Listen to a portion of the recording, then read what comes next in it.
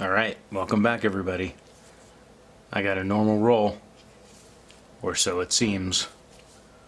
This is not a normal roll. This roll is a roll I got expecting it to be pretty good. It's from a seller who had a lot of rolls, quite frankly, and had some rolls that were what you could refer to as the technically not unsearched rolls, those rolls that are listed as not unsearched by the seller, let's say, not so honest sometimes. So sometimes these listings, as we all know, are straight up designed to rip people off. I don't like that. I want to teach everything I can about these rolls so that you can avoid that. One of the things I'd like to teach is that sometimes you might want to take the risk on a roll based on quite literally thinking you're buying the N coins. So, in this roll, this person showed it on the listing, I remember. A nice little Indian head. It's pretty heavily worn.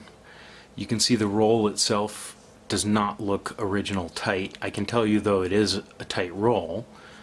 It was possibly unrolled and re-rolled many years ago because that's pretty solid. There are tricks to make these things solid, but it sort of feels right based on my experience.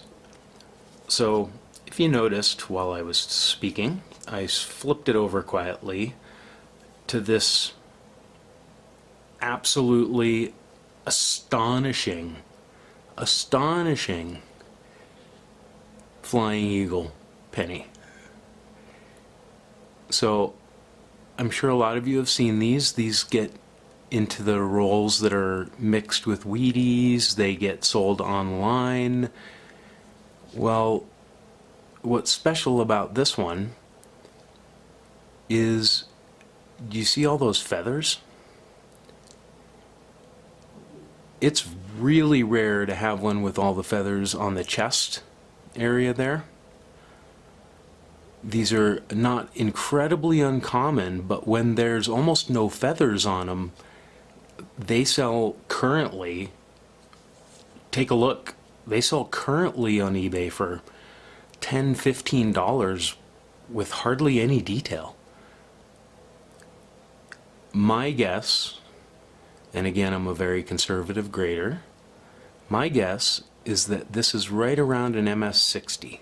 Maybe an MS61, but I'm going to go with MS60. Let me show you the value for an MS60. And you can see how the prices dramatically change. So these are pretty common at the $5 or $10 area there. But when you get into these that have all the feathers,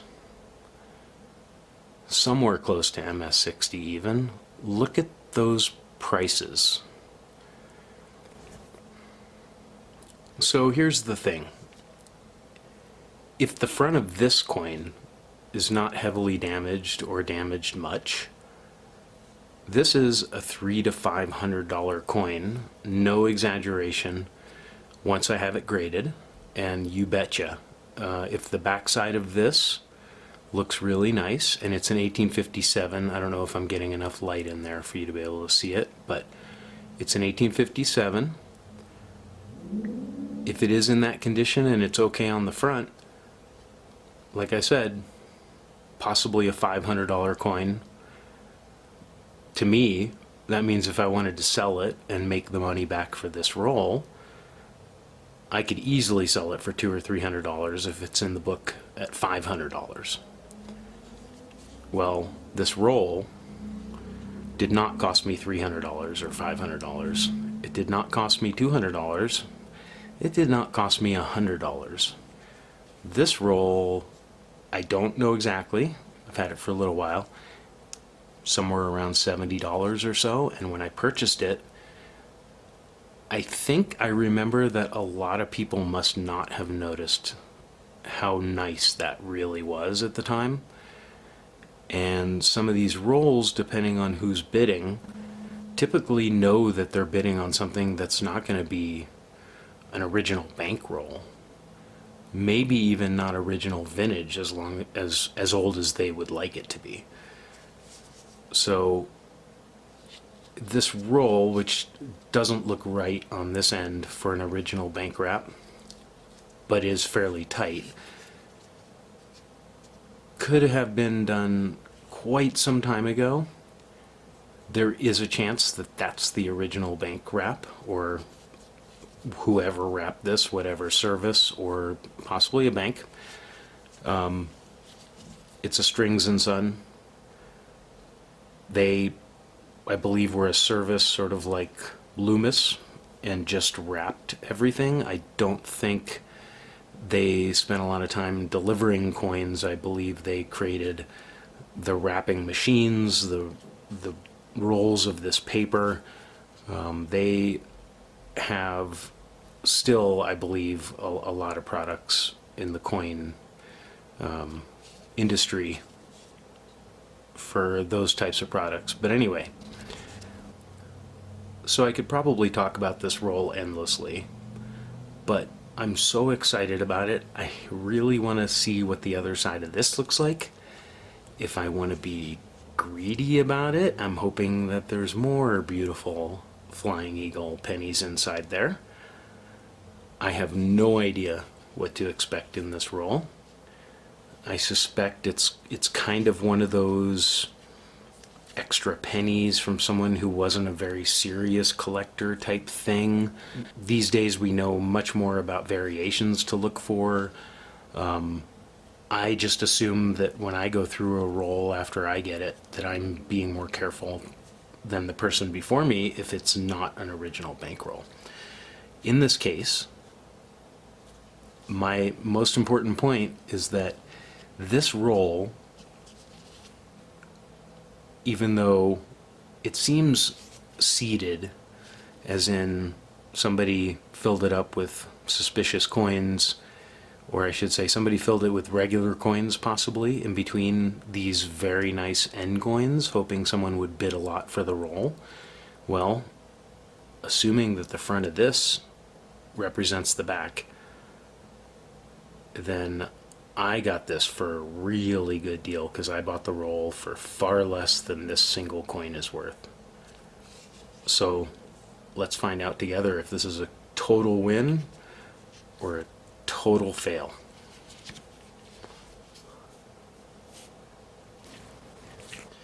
Okay, it's time.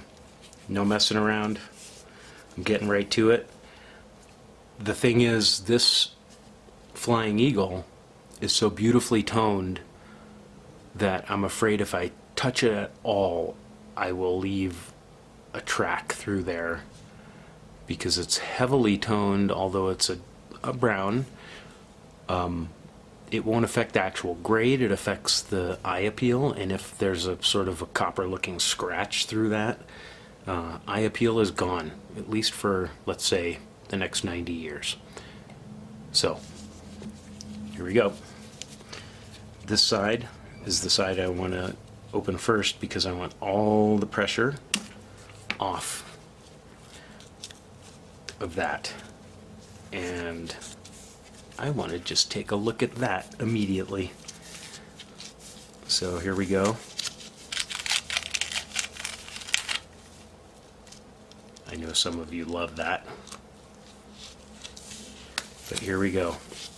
I do see a lot of old looking coins and a beautiful,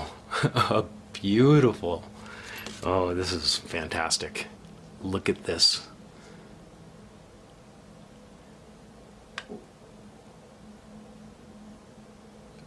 It's gorgeous. I'm telling you, I could not be more excited right now. $500 coin. It's a fairly weak strike there, a little bit. Pretty common. Let me see how close I can get this focused for you. The back is toned beautifully like the front, as you expect, where there's a little contact with the next coin. There were little tiny spots of a little bit of wear. I don't think that would affect the grade. My official guess on this Look at that. No scratches at the edges.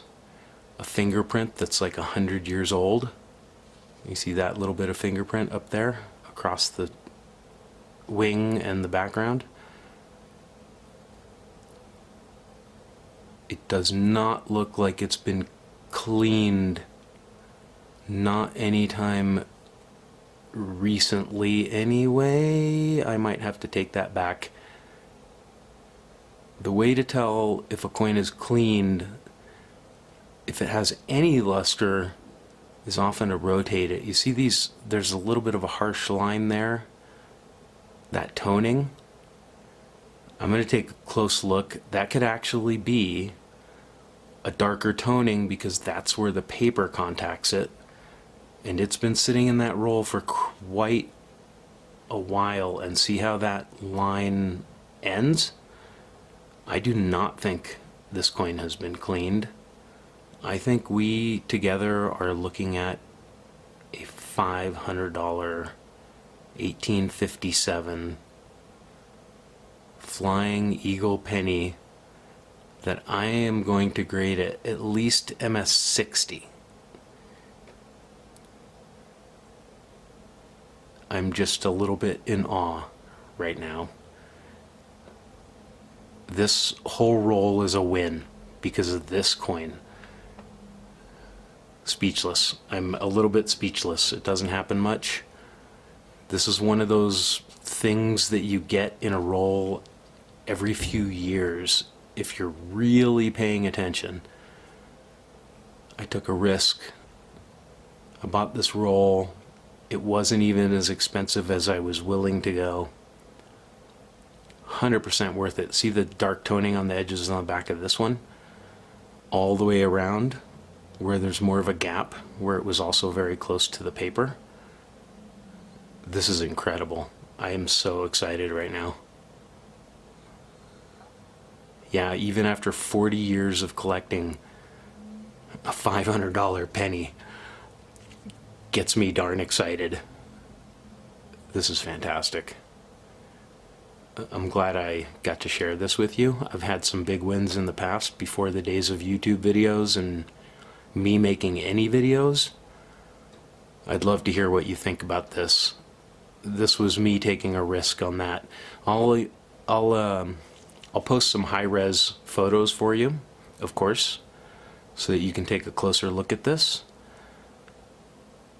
This is just incredible. Let me go through the rest of this roll and see if anything else in here is incredible. Another one of these would be nice. I see another Indian penny at least. Not another, but an Indian penny right there. I see some very old looking coins.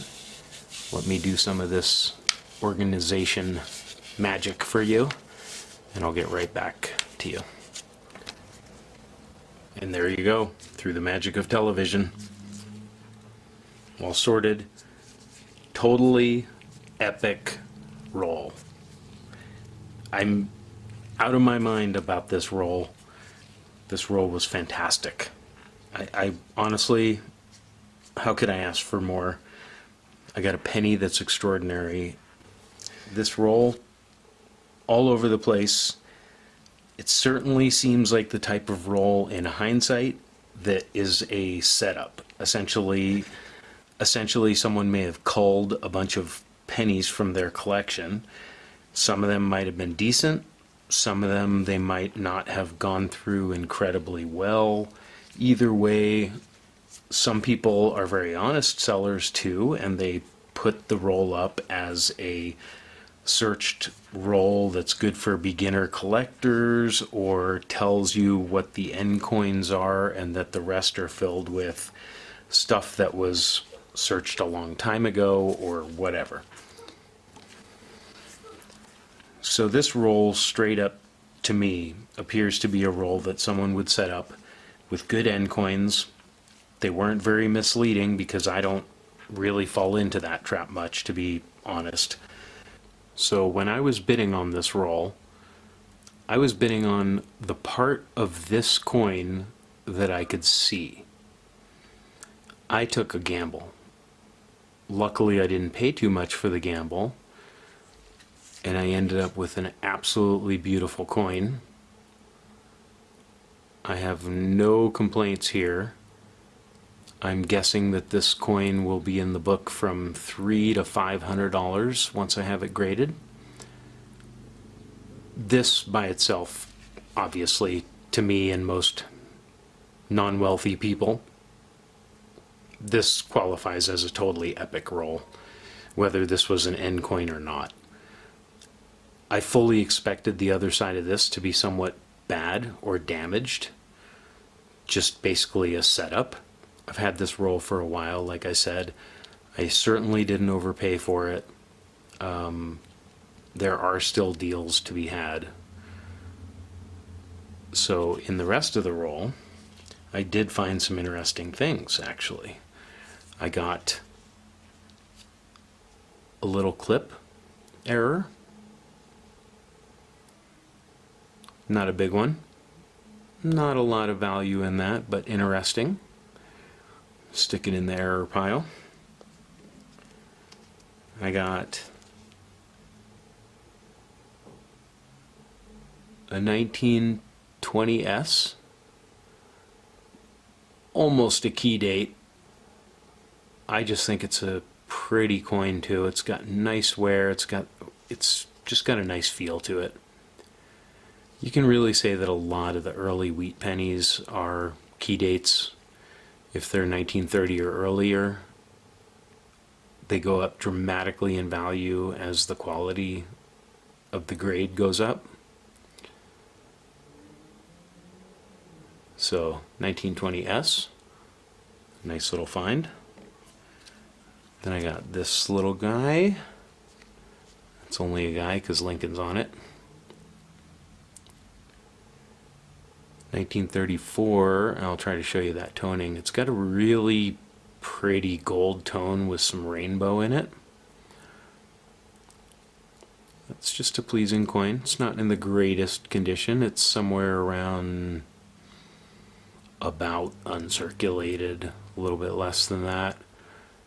It's got some spots and things on it, but it's a really nice looking coin for the colors and nice quality for a little book filler.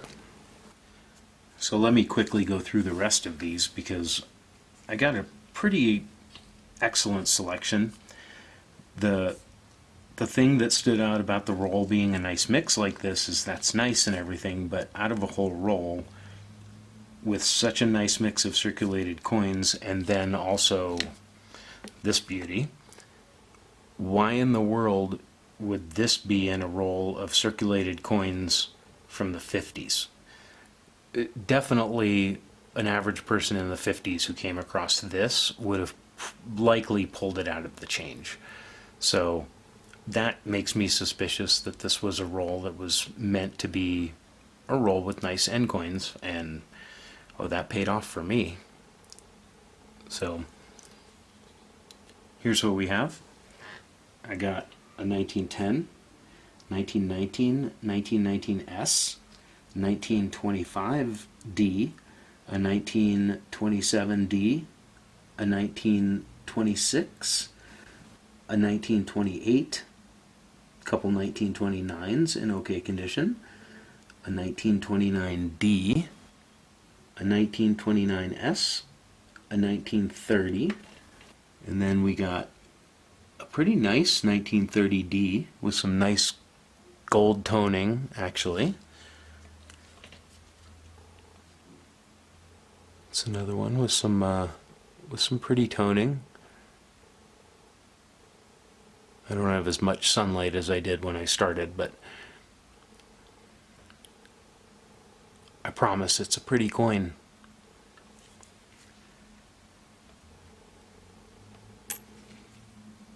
So I have a 1932 with some nice gold toning too, a little bit of rainbow in this one. And a 1932 could certainly be considered a semi-key date. I wish that was in a little better condition, but another pleasing coin with the toning. Heavy wear, but still a fun coin to find in the in the group there.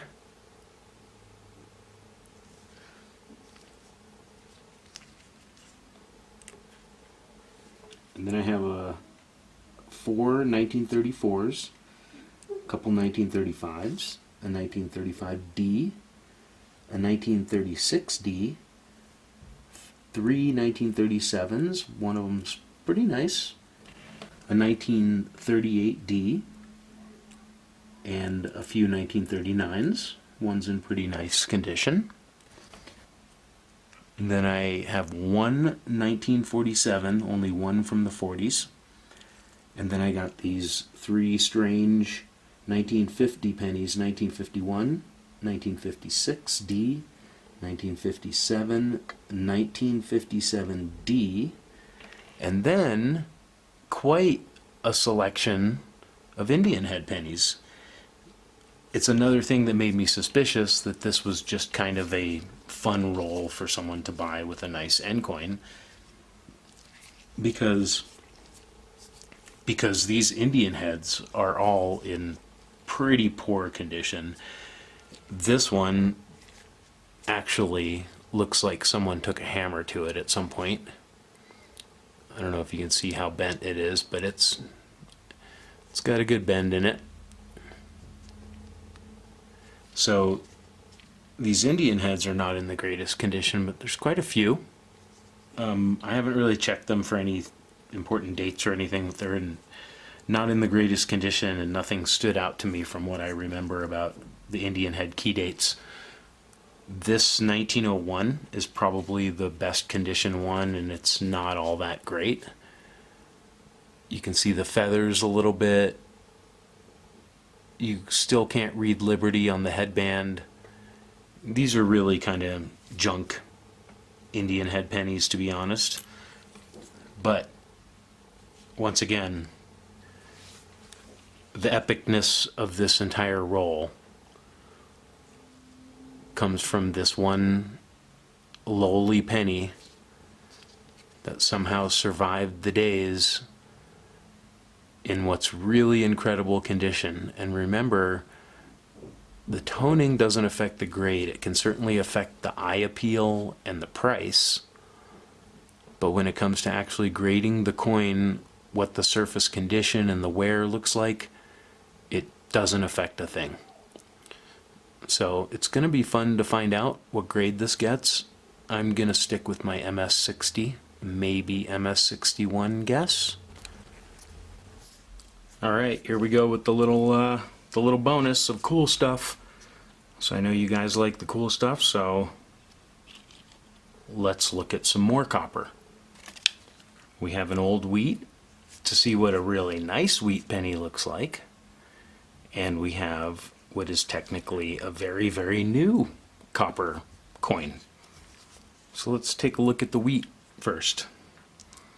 So you can see it's an MS66 red-brown color, 1944D.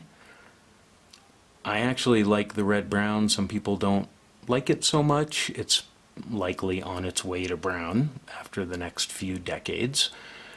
You can see the incredible condition that MS66 is. Let me see if I can show you the surface. It's MS66. MS66 is actually quite little wear. There is, of course, MS67, 68, 69, 70, theoretically. So MS66 is actually surprisingly good condition. There's some wear.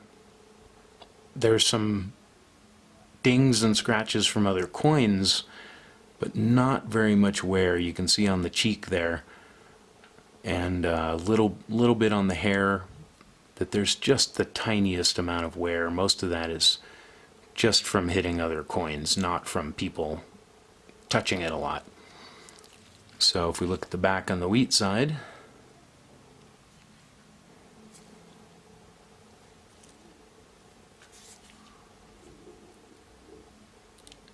you can see that's nice and pretty too.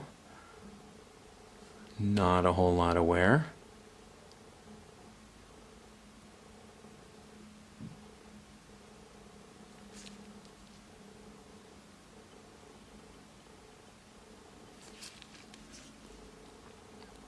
So again, MS66. It's a pretty good looking coin. Sorry for the reflections there.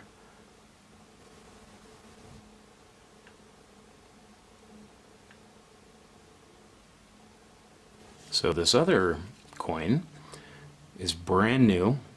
It's actually from 2020. This is $1.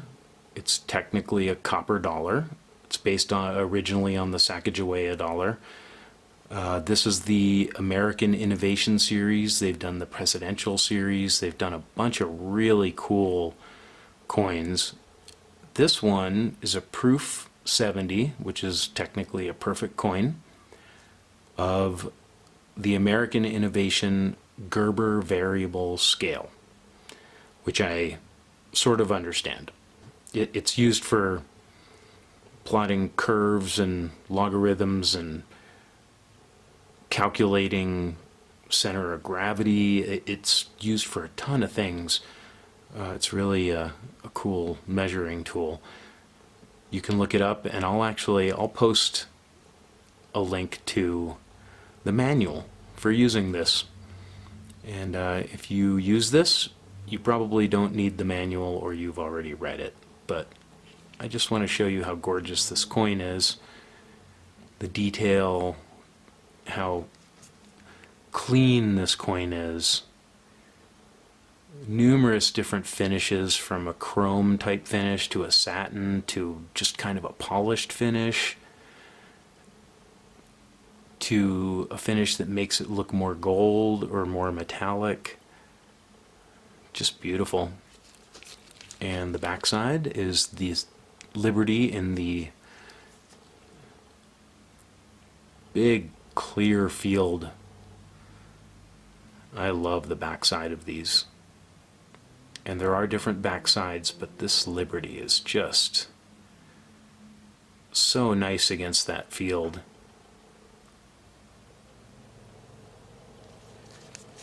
So again, the Gerber scale. And yes, this is Gerber of Gerber Scientific. So there's a couple nice ones for you. On eBay, you could probably get this still for between $20 and $30. And for something like this, if your timing is good, you might be able to get something like this for right around $20, maybe even less. Anyway, thanks for watching again. I would love it if you would subscribe, leave comments,